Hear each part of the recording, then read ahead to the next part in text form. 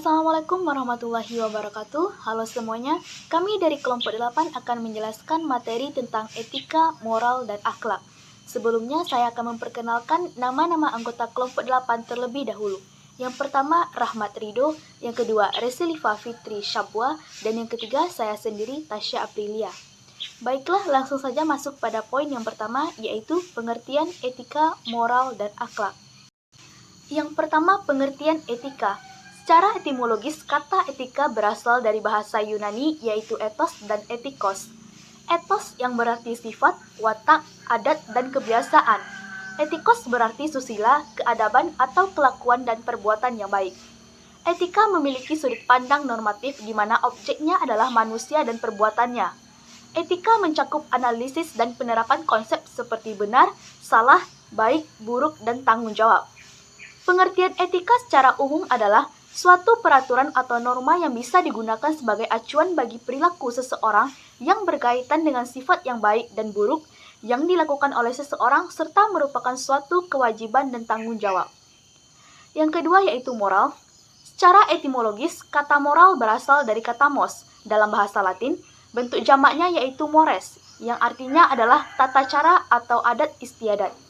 Moral adalah rangkaian nilai tentang berbagai macam perilaku yang harus dipatuhi. Secara umum, pengertian moral adalah suatu hukum perilaku yang diterapkan kepada setiap individu dalam bersosialisasi dengan sesamanya sehingga terjalin rasa hormat dan menghormati antar sesama. Dan yang ketiga yaitu akhlak.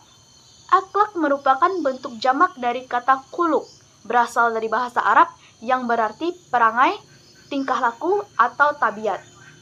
Akhlak adalah daya kekuatan jiwa yang mendorong perbuatan dengan mudah dan spontan tanpa dipikir dan direnungkan lagi.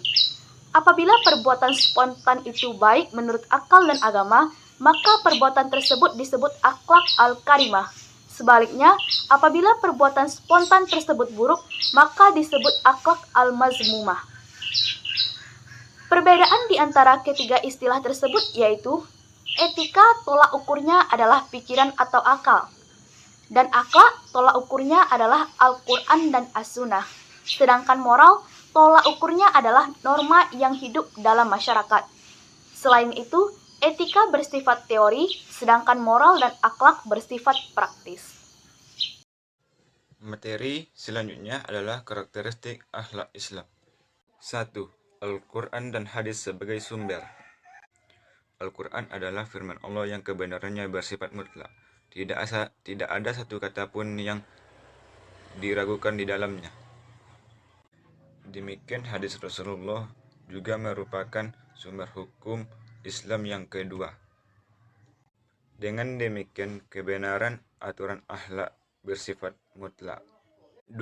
Bersifat umum dan universal. Bersifat umum dan universal artinya dimanapun dan kapanpun masih berlaku dan up to date. 3. Bersifat menyeluruh. Akhlak dalam Islam menyeluruh seluruh sisi kehidupan Muslim, meliputi akhlak kepada Allah, Rasul, sesama manusia, dan terhadap lingkungan. 4. Konsisten dalam cara dan tujuan. Sekali perkara itu baik, pada ayat-ayat berikutnya akan dikatakan baik. Demikian juga sebaliknya. Sekali perkara itu dikatakan buruk, tetap akan buruk. 5. Berpangkal pada iman dan takwa kepada Allah Subhanahu wa Ta'ala. Seorang Muslim dalam melaksanakan akhlak berdasarkan atas iman dan takwa kepada Allah. Iman yang kuat akan melahirkan akhlak mulia. 6. Akhlak mulia menjanjikan balasan dari Allah Subhanahu wa Ta'ala. Karena akhlak mulia dilandasi dengan keimanan kepada Allah, maka semua yang dilakukan akan mendapat balasan dari Allah. Kebaikan yang ditanam akan menghasilkan kebaikan di sisi Allah Subhanahu wa Ta'ala. 7. Sesuai dengan fitrah yang bersih. Akhlak yang terdapat dalam aturan-aturan Islam pada dasarnya sesuai dengan fitrah manusia. Selanjutnya adalah aktualisasi akhlak dalam kehidupan sehari-hari. 1. Akhlak kepada Allah Subhanahu wa Ta'ala. Ada 5, yaitu 1. beribadah kepada Allah. 2. Al-hub, mencintai Allah melebihi cinta kepada apapun. 3. Berdoa kepada Allah. 4. Tawakal kepada Allah. 5. Bersyukur, berterima kasih kepada Allah atas segala nikmat yang diberikannya. 2. Akhlak kepada Rasulullah. Akhlak kepada Rasulullah ada 2. 1. Mencintai Rasulullah secara tulus dan mengikuti semua sunnahnya. 2.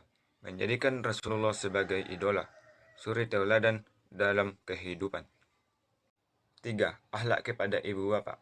Akhlak kepada ibu bapa ada 3, yaitu 1. Mencintai dan menyayangi ibu bapa. 2. Bertutur kata sopan dengan lemah lembut. 3. Mentaati semua perintahnya selama tidak bertentangan dengan agama. 4. Akhlak sesama manusia. Akhlak sesama manusia ada 2, yaitu 1. Saling hormat menghormati dan bersikap sopan santun. 2. Saling membantu. 5. Akhlak kepada diri sendiri. Akhlak kepada diri sendiri ada 2, yaitu 1. Menjaga kesucian diri dan tidak menzalimi diri sendiri. 2. Menjaga kesehatan diri. 6. Akhlak terhadap lingkungan. Akhlak terhadap lingkungan ada 2, yaitu 1. Memakmurkan bumi dan mengelola sumber daya alam. Hud 11:16. 2. Tidak membuat kerusakan di muka bumi. Al-Qasas 28:77. Baiklah, saya Resiliva Fitri Syabwa akan melanjutkan pembahasan yang keempat, yaitu larangan pergaulan bebas. Islam sebagai agama yang membawa kemaslahatan memberikan batasan dalam pergaulan sebagai berikut. Yang pertama, menjaga pandangan dari melihat lawan jenis, sesuai dengan Quran Surat An-Nur ayat 30-31, di mana kita disuruh untuk menjaga dan menahan pandangan kita. Yang kedua, tidak berdua-duaan antara pria dan wanita yang bukan muhrim, karena hal ini sangat rentan dengan godaan syaitan yang selalu menggoda manusia. Yang ketiga, tidak bersentuhan kulit antara pria dan wanita yang bukan muhrim. Yang keempat, tidak berbaur antara pria dan wanita di suatu tempat. Selanjutnya, saya akan membahas pembahasan yang terakhir atau pembahasan yang kelima tentang adab berpakaian dalam Islam. Adab berpakaian bagi laki-laki. Yang pertama, menutup aurat. Yang kedua, berpakaian sewajarnya atau tidak berlebihan. Yang ketiga, tidak berpakaian dengan bahan sutra. Yang keempat, tidak menyerupai pakaian perempuan.